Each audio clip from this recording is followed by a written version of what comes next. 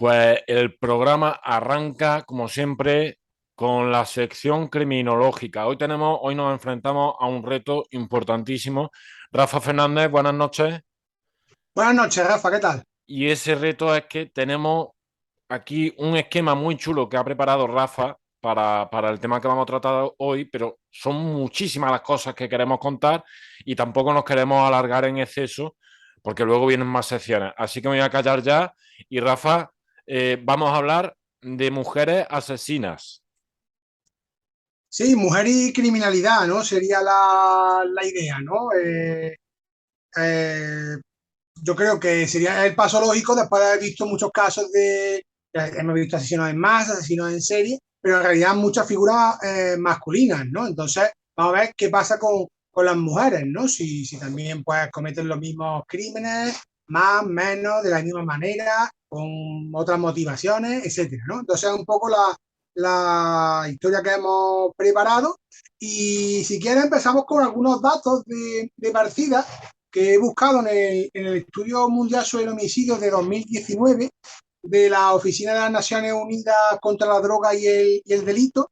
Está disponible en Internet si alguien lo quiere consultar. Es una especie de resumen de todo el trabajo que se ha hecho estadístico.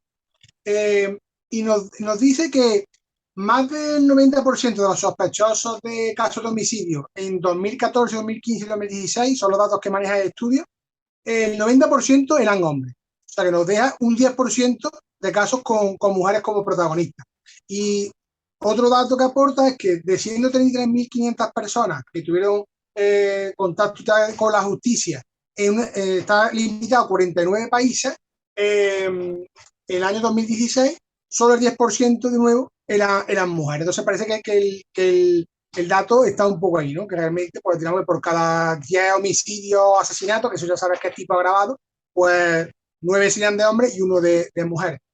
Una cosa que ponemos importante en contexto es que se podría decir, bueno, las mujeres matan menos y a lo mejor son más veces víctimas, ¿no? Porque hemos puesto muchos casos casos españoles, el violador de Castellón, etcétera, todo con Ted mujeres, ¿no? Bundy en Estados Unidos. Exacto. Pues no, la realidad es que los datos que se ofrecen es que en torno al 81% de las víctimas son hombres y niños. O sea que en realidad los hombres matan más y matan a más hombres o niños en este caso, ¿no? Digamos que la tasa es 4-1 en cuanto a, a víctimas, ¿no? A lo que sería la victimología, ¿no? De todas formas, la realidad es que, y seguro que te van a sonar nombres que voy a comentar ahora, hay grandes casos ligados, ¿no?, al delito, al crimen, etcétera, protagonizados por mujeres. Podemos irnos desde el caso de Locusta, que es de la Galia, ¿no? La primera, se considera la primera asesina en serie de la historia, ¿no? Que era una esclava que llegó a matar, se dice que en torno a 400 personas, ¿no? Con los venenos, incluido al emperador Claudio, ¿no? Ahí con Agripina la menor, con su hijo Nerón, etcétera. Esa historia que yo creo que será así más o menos conocida. Pero fíjate que después hay muchos otros casos, ¿no? Más recientes, también casos de envenenadores que veremos ahora, que el veneno es casi uno de los métodos favoritos de las mujeres. Pues tengo que hablar la marquesa de Brinvilliers, ¿no? Ya en el siglo XVII, que también un poco respondería a ese perfil del ángel de la muerte, con 54 víctimas. Y después, bueno, casos tremendos, ¿no? Que están ligados a mujeres, desde la condesa Elizabeth Bathory, ¿no? A Folland Devi, ¿no? La reina de los bandidos que se decía en la India, o pasando por el caso terrible, ¿no? Que es uno de los casos que a mí más ha impactado de mujeres, que es el de Miyuki Ishikawa, ¿no? La considerada mayor asesina en serie o mayor asesino en serie de la historia de Japón, ¿no? Que hay un Sin consenso género, ¿no? Quiero decir sin género. sí, en torno a los 103 víctimas, niños en este caso, que mató o dejó morir, porque la historia, la verdad, que es espeluznante, porque en muchos casos directamente los niños morían de inanición o del propio llanto por no recibir la atención. Se conocía la matrona asesina, ¿no? O sea, fíjate que en 4 o 5 nombres, 7 casos ligados totalmente a mujeres, ¿no? O sea, que realmente si hay una esfera importante de la criminología que está relacionada con delitos de mujeres, ¿no? Yo, Rafa, dentro de ese resumen interesantísimo que has hecho, voy a aportar un par de cositas, simplemente porque me resultó curioso, ¿no? Elizabeth Báthory, perdón, húngara, eh, aristócrata húngara del siglo, espérate que tengo aquí los apuntes porque son muchísimos datos, siglo XVI, XVII. Uno de sus antepasados fue Vlad Tepes, que a lo mejor dicho así, pues a mucha gente no le sonará. Vlad Tepes fue denominado el Empalador. Fue un príncipe de Valaquia, de una época en la que en Rumanía, la parte de Rumanía y este de Europa, pues había muchísimos enfrentamientos entre principados. Eh, es el hombre, uno de los mayores asesinos de la historia, es el hombre del que surge Drácula, el mito del vampirismo, porque se dice que bebía la sangre de sus víctimas, y Bram Stoker escribe en 1897, publica en 1897, perdón, Drácula, eh, a partir de la historia de Vlad Tepes, ¿no? Que queda ahí el dato, ¿no? Báthory era descendiente de este señor y recomiendo ese libro que digo es muy bueno, más allá de que sea un bestseller. Y la película, muy interesante también la adaptación que hizo Francis Ford Coppola en el año 92 titulada Drácula de Bram Stoker precisamente. Y luego Miyuki Ishikawa, fíjate, tú lo has dicho, matrona asesina, porque es que ese era su empleo, matrona, y dejaba morir o mataba a los recién nacidos. Pero es que lo hizo entre los años 44 y 48. Es decir, estamos hablando del momento en el que Japón está en plena Segunda Guerra Mundial con Estados Unidos y con 1945 en el que se calcula que 110.000 personas murieron en Hiroshima y Nagasaki con las bombas nucleares. Es decir, Japón a final de la década de los 40, perdón por la sonrisa, pero es que es apabullante el dato, vivió un momento salvaje, humanamente hablando. Dicho eso, que quería comentar, yo también quería poner mis postillas. Hemos hablado de los datos, de las primeras asesinas en serie, nos hemos metido también un poquito en la modernidad con Miyuki Ishikawa, por ejemplo. Vamos a ver cuáles son los rasgos de las mujeres que asesinan. Todo tuyo, Rafa. Sí, brevemente, bueno, para los que hemos dado solo el nombre, pues que si quieren profundizar, el caso de ese Bathory, bueno, se le acusa de matar incluso a unas 600 doncellas de la época y todo con el propósito de bañarse en su sangre para mantener una especie de elixir, ¿no? De la eterna juventud, ¿no? Y el caso de Fulan Devi es un caso, yo creo que bastante conocido, la reina de los bandidos. Es verdad que por no extendernos recomendamos que la gente investigue, pero bueno, un caso ligado a la India de una persona que al final llegó a ser representante política incluso y que tuvo también un final muy cruel, fue también asesinada a tiros y bueno, ella tuvo su propia banda. Y realmente los asesinos se le acusan en torno a 22 asesinatos, pues realmente hay que decir que fueron contra unas castas superiores de una población en la que ella, por ejemplo, había sufrido unas graves violaciones y vejaciones, ¿no? Que no lo estamos justificando nunca, pero sí que es verdad que la historia es muy interesante y creo que hay, o sea, yo creo que es chulo que la gente lo pueda investigar por su cuenta porque es interesante. Otro Como apunte, comentan, Rafa, es que es verdad, el dato que has dado de Elizabeth Bathory, más de 600 muertes. Locusta fueron unas 400. Ellas matan menos, pero cuando lo hacen bien, ¿eh? En cantidades claro, importantes.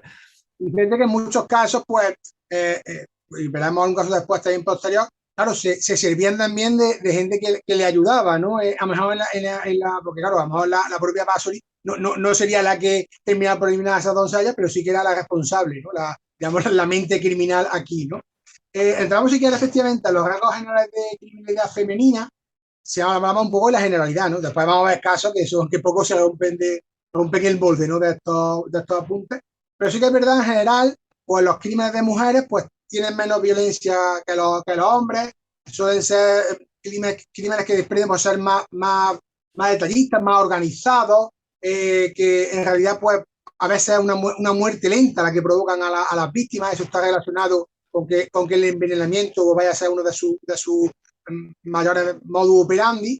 Y también un perfil claro es que algunas de estas mujeres preferían un perfil de manipuladoras y mentirosas, ¿no? Casi patológicas, ¿no?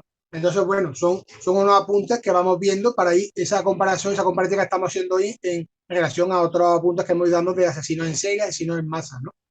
Entrando, por ejemplo, Al final, Rafa, perdona, el tema de la manipulación es algo que se puede dar sin género, porque también tenemos los asesinos en serie también son muchos muy manipuladores, ¿no? Por decir, ¿no? Que no parezca esto una que estamos distinguiendo. no, está claro, ¿no? Aparte que fíjate a mí, eso que hemos hablado siempre, ¿no? De esa falta de empatía, ¿no? O esa bueno, esa, digamos, tejemanejes o cosas que se inventan, ¿no? Para llegar hasta el acto criminal, ¿no? Que entonces realmente lo hemos visto también en hombres, pero sí que es verdad que, bueno, que coincide un poco en este perfil, en estos estudios que se han hecho de la criminalidad femenina, pues que esos datos, pues a veces son evidentes, ¿no? Y Y ahora entrando, vamos, perdona Rafa, es que los métodos más utilizados, esta parte, este epígrafe me parece súper curioso porque refleja cierta realidad bueno, es cuando menos singular, ¿no? sí, he tomado el dato de que sabes que aquí vamos diciendo dónde van los datos, porque también por si la gente quiere ampliar, etcétera. Yo lo he encontrado en una publicación del Colegio de Criminólogos de Madrid, que maneja un porcentaje de que en torno al 64% de los asesinatos de mujeres son cometidos por envenenamiento. Hemos hablado de la Marquesa de Bimbiliers, etcétera. Casos, por ejemplo, en España, que yo creo que a la gente igual les puede sonar en algún caso. Francisca Ballesteros, la envenenadora de Melilla, un caso relativamente reciente que termina con el marido, con los hijos, uno de ellos creo que uno sí consiguió salvarse. O después, por ejemplo, el caso de Catalina Domingo, que terminó también con su marido, sus dos hijos y sus tíos, ¿no? Se está conocida como la envenenadora de Pollensa. Ahí vamos viendo ya algunos rasgos comunes que son, pues, a veces ese busca del lucro, porque a veces pues, está pendiente de pues, una herencia algún tipo de seguro de vida, ese tipo de cosas también están muy presentes en los crímenes de mujeres, ¿no? Y después, bueno, te he traído tu caso curioso, el caso de Magdalena Castells, que es un caso más anterior, que era una especie de, digamos, de curandera, que ella lo que hacía era que ella ofrecía el veneno a quien lo necesitara, ¿no? Realmente era muy parecido a Locusta, ¿no? Porque a veces Locusta también lo preparaba y se lo daba al que lo necesitara, ¿no? Entonces, el caso de Madeleine Castells eh, se le relaciona con 4 víctimas, de hecho fue condenado al final a 30 años de pena de reclusión mayor por cada una de ellas, y es lo que hacía que se lo daba a las clientas, en este caso, que querían acabar con sus familiares, ¿no? Entonces, en este caso nos puede servir para explicar otra figura dentro de la criminología, que es la del cooperador necesario, ¿no? Porque a veces se habla del cómplice y del cooperador necesario, ¿no? El cómplice es el que hace actos que pueden ser útiles, pero que no son determinados para que se cometa el delito, y el cooperador necesario es el que sí hace actos sin los cuales no se podría haber cometido el delito. En este caso, Madeleine Castel era cooperadora necesaria porque era la que suministraba el veneno, aunque después el acto criminal lo llevaban a cabo esas mujeres contra sus respectivos familiares, ¿no? Y a partir de ahí nos vamos a Pakistán, creo que es, sin movernos del tema de envenenamiento. Sí, Y te este traigo un caso caso. es espectacular, ¿eh? Este caso es tremendo. Sí, claro, es un caso que, es verdad que lo hemos traído un poco porque es un poco diferente entre sí, porque realmente, o sea, aquí estaríamos hablando del asesino en masa. Recordamos el concepto, ¿no? El que mata a cuatro más personas En un mismo en un acto. mismo acto criminal, ¿vale? Bueno, pues aquí es el caso de Asia Bibi en Pakistán, efectivamente. Tú sabes que en ciertos países, esa zona, pues están muy o sea, pasa lo de los matrimonios de conveniencia, incluso con niñas prácticamente, no se llegan a ser ni adolescentes. Y bueno, pues a Asia Bibi quería eliminar a su marido y un familiar le proporcionó un veneno. ¿Cuál fue el problema? Según lo que pudimos leer de las informaciones que llegaron y tal, pues que ella usó ese veneno en la leche, al marido no le afectó porque no se lo quiso tomar, etcétera, pero un familiar utilizó esa leche envenenada, hizo al parecer un postre típico, una comida típica de allí, y hasta 17 personas se estima que murieron por esa actuación. Entonces, claro, en realidad se la considera como una de las grandes asesinas en masa de la historia, ¿no? Pero bueno, en este caso hay incluso declaraciones de ella que también la gente puede consultar, en la que ella pues sí se arrepintió mucho de lo que había pasado, porque al final era miembro de su familia y ella lo que quería un poco, lo quería enfocar sobre su marido, que insistimos, no justificamos en ningún caso la actuación, pero bueno, sí es verdad que fue un poco un caso, entre comillas, a lo mejor de mala suerte, ¿no? Porque en otras circunstancias a lo mejor no habría pasado una serie de crímenes tan grande, ¿no? En ese acto como Hablando pasó mal y, con Asia. hablando mal y pronto, quería quitarse de en medio al marido y montó un pifostio que no vea. Siguiente método. Sí, fíjate que ya bajan los porcentajes, pero nos salen fácilmente casos que nos aplican, digamos, esa metodología. Las armas de fuego, según esta publicación, están en torno al 20%, y fíjate que quizás aquí encontramos, yo sé, el caso más prototípico de asesina en serie que podemos tener todos en mente. Si decimos, piensa en una mujer asesina en serie, así sin investigar mucho, pues nos saldría Aileen Wuornos, ¿no? Que fue una asesina, una serial killer estadounidense que eliminó a 7 hombres con, bueno, pues, efectivamente por disparos. De hecho, creo que siempre intentaba repetir el mismo número de disparos, creo que eran 9 disparos. Y bueno, era dentro de una estación criminal en la que ella, bueno, se justificaba dentro de que habían sido la habían violado en el pensión de la prostitución. Ella realmente lo que se dedicó durante gran parte de su vida era ejercer la prostitución. Y en esa época, pues estaba con una pareja de la que estaba locamente enamorada, Tia Moore, y ya lo que intentaba era matar a los hombres con los que tenían un odio, evidentemente, como los acusaba de grandes desgracias de su vida, para poder robar y darle todos los caprichos, digamos, a su pareja. De hecho, al final, esta pareja fue decisiva para su detención, porque de comida la terminó vendiendo, ¿no? La policía pues consiguió que confesara, o sea, que la entregara, ¿no? Y bueno, ella acabó ejecutada, ¿no? Creo que fue por inyección Sí, letal, inyección letal. inyección letal. Y bueno, un caso que también, imagino que comentar ahora que ha tenido también varios casos en el cine, ha tenido su recorrido porque es un caso muy conocido y muy en la mente en Estados Unidos, ¿no? Efectivamente. A Eileen Wuornos, es que es complicado, los nombres extranjeros los tengo que mirar porque no domino mucho los otros idiomas. La apodaban el monstruo y pues así se titula, pero en inglés, una película que le otorgó a Charlize Theron el Oscar a Mejor Actriz en el año 2003-2004, no recuerdo, supongo que sería 2004 porque Monster, que así se titula, Charlize Theron es quien interpreta a Eileen Wuornos. Se estrenó en 2003, decía, ¿no? Cristina Ricci es quien hace de su pareja en el momento en el que comete todos los asesinatos. Luego tenemos también, por ejemplo, en 1992, Monster, yo sí la he visto. Bueno, no está mal la película. Para mí hay películas que reflejan mejor la realidad y que te permiten identificarte sin sentir cierta empatía hacia el asesino, ¿no? Porque al final es lo que hemos hablado muchas veces, ¿no, Rafa? Hay que tener muy claro que aquí lo importante son las víctimas, que no se puede sentir, se puede entender lo que el proceso humano que lleva a las personas a cometer crímenes, pero jamás mmm, sentir empatía y muchísimo menos admiración, ¿no? En 1992 decía, se estrena un documental titulado Aileen Wuornos, The Selling of a Serial Killer. Tengo que decir que no lo conocía y que no sé siquiera si está en español. Eh, Aparece representada también en American Horror Story en su quinta temporada. American Horror Story es una serie antológica, es decir, cada temporada no tiene que ver con la anterior o con la siguiente. Aparece en la quinta, que se titula Hotel y que va un poco de asesinato, y hay un capítulo en el que hay asesinos en serie míticos de Estados Unidos y aparece ella representada. Y para continuar con la siguiente, es que la vida de Aileen Wuornos es complicadísima. Insistimos, no justificamos lo que luego hizo.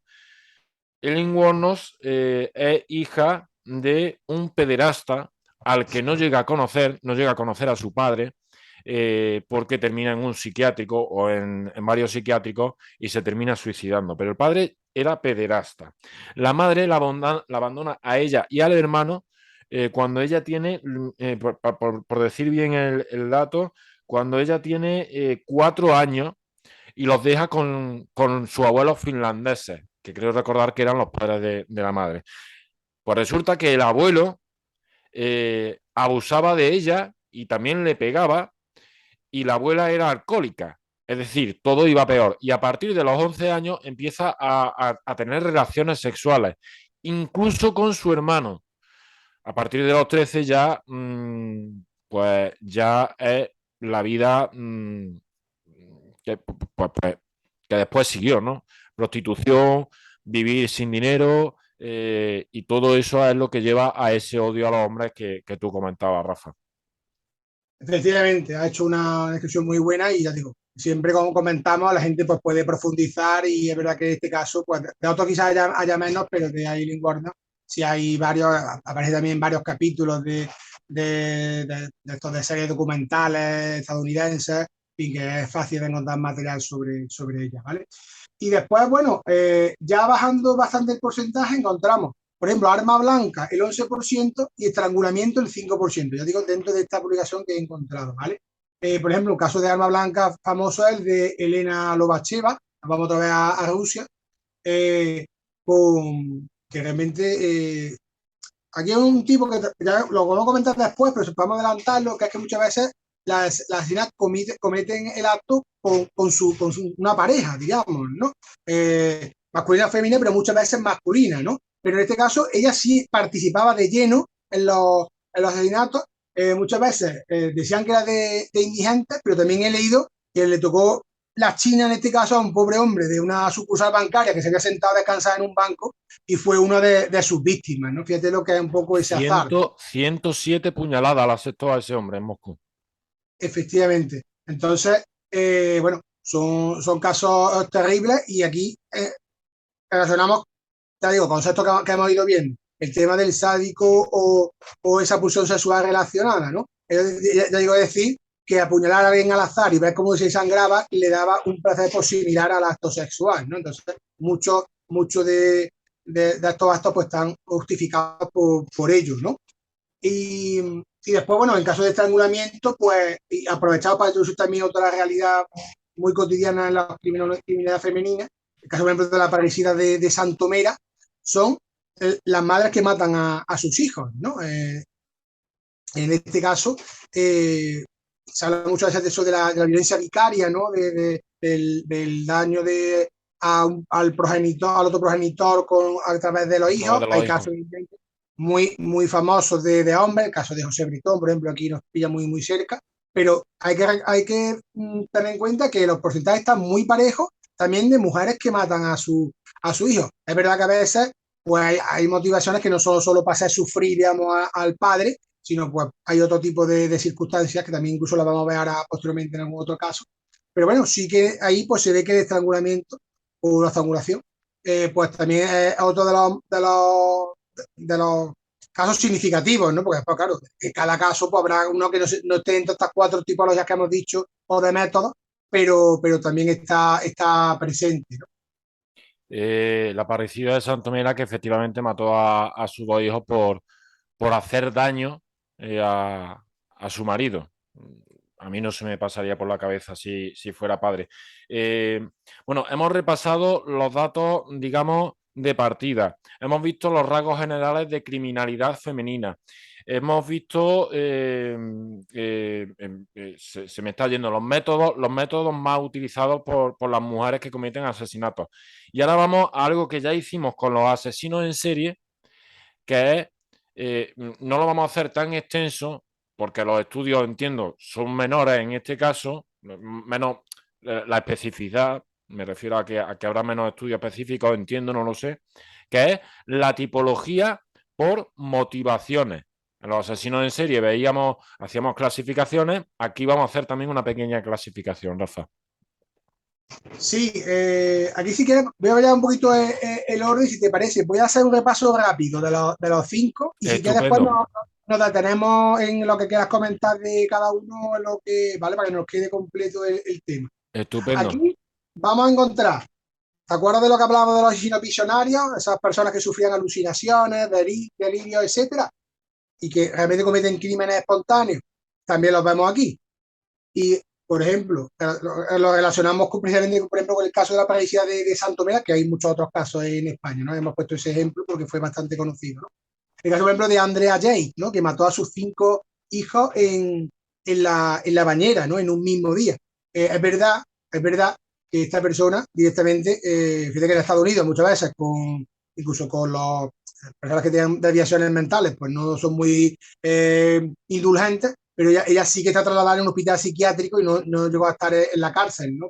Porque ella realmente pues se vio que tenía una grave afección psíquica, ¿no? Evidentemente. No, Eh, no, muy breve. Depresión postparto, psicosis postparto y esquizofrenia es lo que le vieron. Exactamente. Después, hemos visto algún caso ya que nos podría encajar aquí, ¿no? Lo del el sexo, el sadismo, etcétera. Hemos visto lo de Elena Lobacheva y tal. Pero, por ejemplo, un caso muy exagerado que tenemos aquí es el caso de Fred y Rosa West. Eso pasó en Gran Bretaña.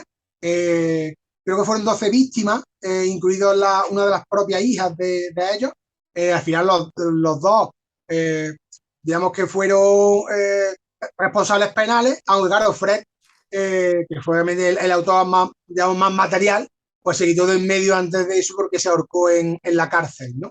Eh, Después, lo que hemos hablado del tema de la lealtad, por ejemplo, que eran cometidos vamos, por su pareja, por ganarse, digamos, ganar un estatus al lado de su pareja o por cometerlos con ella. Muchas veces ahí más bien era el hombre el que comete, pero al final ella como responsable, porque claro, Participaba.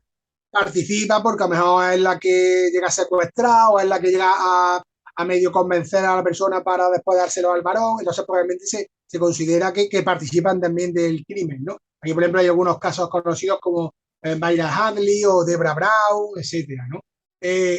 Encontramos también casos, esos casos que hemos hablado de venganza, ¿no? Contra la sociedad, contra eso. Además, el caso, por ejemplo, de Olga Spinarova, que fue, creo, la última mujer ejecutada en Checoslovaquia. La Porque, última persona, no sí, mujer, exactamente, la última persona. correcto. Y fíjate que fue con un camión atropellando gente. Fíjate que recuerdos terribles nos trae, por ejemplo, de los asesinatos de la Rambla o En un caso en Niza. Niza, etcétera, ¿no?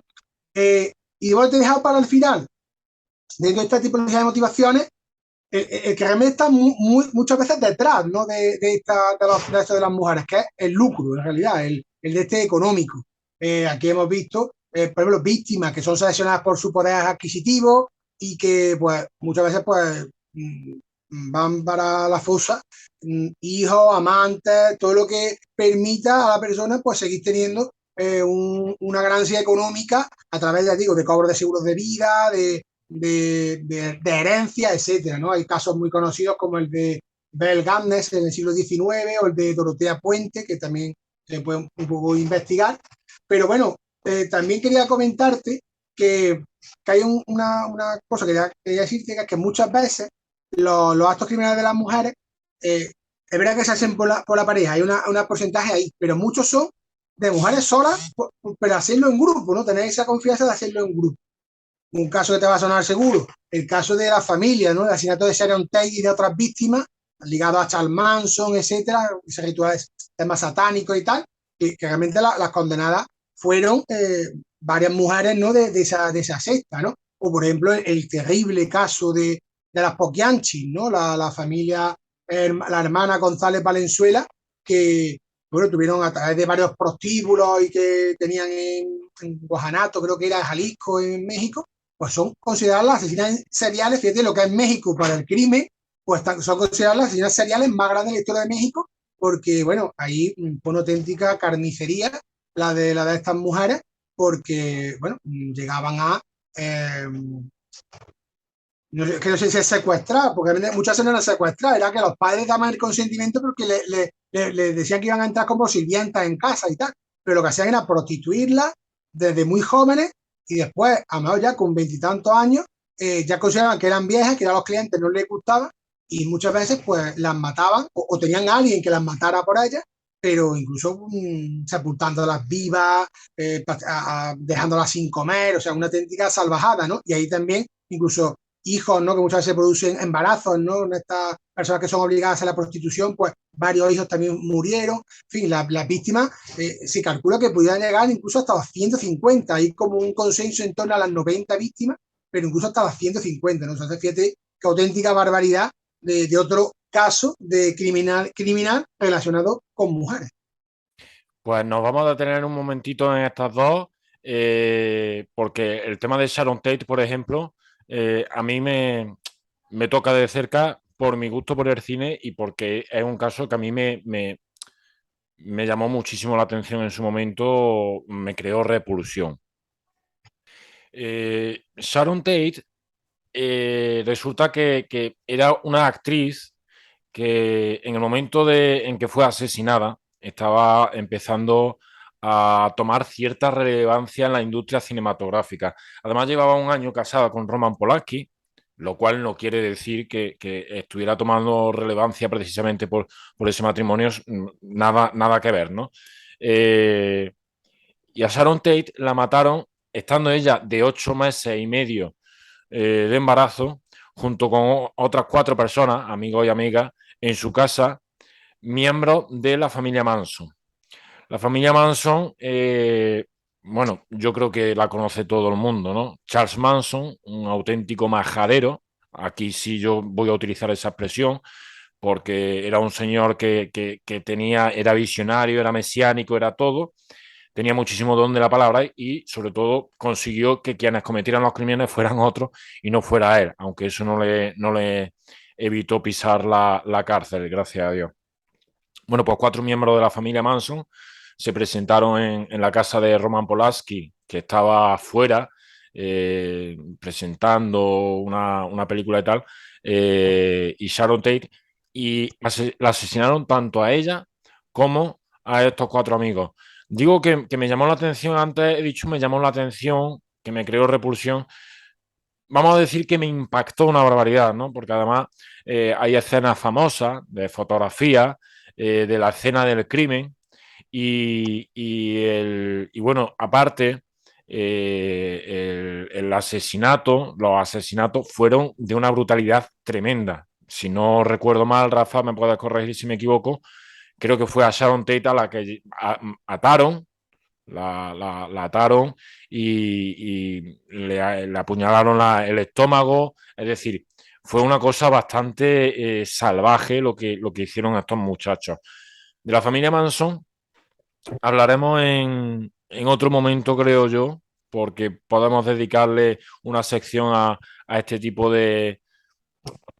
no secta, pero bueno, sí, de estos grupúsculos que se juntan y montan una historia bárbara. Yo me viene a la cabeza Waco, aunque no tenga nada que ver con esto, pero Waco también, que terminó muy mal por la intervención de, de una de las agencias de, no recuerdo, el TF no sé qué, de Estados Unidos. Bueno, pues en Waco eran señoras que se casaban con muchachas, incluso con la hija, bueno, una barbaridad. Ya entraremos en eso. Pero de la familia Manson, decía, se ha escrito muchísimo y se han hecho muchísimas películas y documentales. Voy a mencionar simplemente dos, porque yo sé que a la gente le gusta tener referencias también para ir conociendo. Una es la miniserie Helter Skelter de 1976, que está basada en un libro con el mismo título, libro homónimo, escrito por Vincent Bugliosi. Y otra, esta a modo de curiosidad o anécdota, es Érase una vez en Hollywood, de 2019 de Quentin Tarantino, que además le permitió a Brad Pitt ganar el Oscar a mejor actor de reparto y tengo que decir que aunque la película no vaya sobre este crimen ni sobre la familia Manson, sí está trazado de forma que sea una historia secundaria que al final es importante. Y tengo que decir, sin hacer spoiler, que el desenlace de Sharon Tate es muy diferente al real. Sharon Tate, que por cierto, yo la vi en El baile de los vampiros, una película, una comedia de Roman Polanski antes de que se casaran, de 1967, y que es una comedia que también dejo ahí el apunte que me resulta muy interesante. Elena Lobacheva, por cierto, la asesina moscovita, se inspiró en la novia de Chucky, que es un Sí, personaje que incluso llevaba tatuado. sí. La novia de Chucky es una película de la cuarta entrega de, para quien no lo sepa, que yo supongo que es una saga muy conocida, El muñeco diabólico.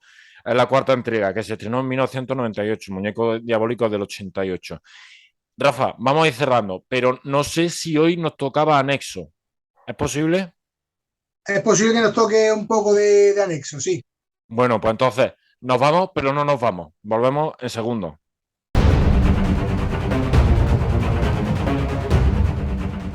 Bueno, pues estamos en el anexo. Ya sabéis que cuando nos dejamos alguna cosita atrás, queremos hacer alguna matización, cualquier historia, pues Rafa está al tanto para hacer eso, ¿no? Corregir, ampliar, matizar. Rafa, ¿qué toca hoy? Sí, bueno, dos pequeños apuntes que queríamos hacer. Creo que había que corregir una cifra que di mal de Harold Shipman, digamos el ángel de la muerte más prototípico. Creo que dije 238 muertes, creo que fueron 218 que de todas formas que auténtica barbaridad, Sí. y que realmente hay que decir que otros familiares llegaron también que se investigaran y que llegaban hasta los 250, ¿no? Pero bueno, dije 238, son 218. Y también una petición que hemos tenido de una aclaración es el tema de asesinos múltiples. ¿Cómo estaba eso ahí? Y realmente es muy sencillo. Los asesinos en masa, en serio, itinerantes, en realidad son asesinos múltiples. Digamos que es el árbol del que nacen todos, ¿no? Eso realmente pues, se consideran asesinos múltiples, ¿no? Son los casos, los tres son asesinos múltiples, pero tienen la diferencia que ya hemos establecido, ¿no? Entonces, bueno, si alguien, por ejemplo, ve y encuentra el tema de asesino múltiple, pues, que no se confunde, que haga otro tipo diferente, sino que realmente es el que causa varias víctimas, pueden ser, digo, puede ser en masa, puede ser en serie, si hay ese enfriamiento, o el itinerante, que es varios actos criminales diferentes, pero un poco continuados y sin enfriamiento. Ahora sí tenemos que terminar. Al final hemos consumido muchísimo tiempo. La semana que viene volvemos. No sé con qué vamos a regresar. Pues yo creo que nos va a venir bien oxigenarnos un poco a lo mejor, ¿no? de crímenes que hemos hecho 3 semanas consecutivas. Así que vamos a dejar que vamos a meternos en otros tipos delictivos que también son interesantes analizarlos y traer algunas consideraciones. Y bueno, que nos sigan los amigos que están siguiendo esta sesión de lo criminal, que también será interesante, aunque eh, hablaremos quizás de crímenes, pero como consecuencia de otros delitos que serán los protagonistas en las sesiones, quizás hasta de 2 semanas, a lo mejor no solo de la semana que viene, sino mejor hasta de 2 semanas. Pues dicho queda. 2 semanas descansando un poquito de asesinatos, aunque puede que surja alguno, como ha dicho Rafa, consecuencia de otro delito. Y sí, una cosa un apunte muy breve. Sabemos que estáis siguiéndonos, que os interesan las referencias, que os interesa los apuntes de series, de libros, de si necesitáis o queréis o lo que sea, tenéis interés en tener más información, en saber algo más sobre cualquier otro tema o relacionado con los que hemos hablado, lógicamente, pues contactad con nosotros. Tenéis las vías de redes sociales y ya dejaré yo también en rotulito, en apunte, incluso mi correo electrónico que queréis saber más de Aileen Warnos, pues nosotros venimos y durante 5 minutitos en otro programa os hablamos de Aileen Warnos, la curiosidad que tengáis. ¿Vale? Dicho eso, Rafa, muchísimas gracias como siempre. Nos vemos la próxima semana. Un placer, Rafa, un abrazo. Abrazo.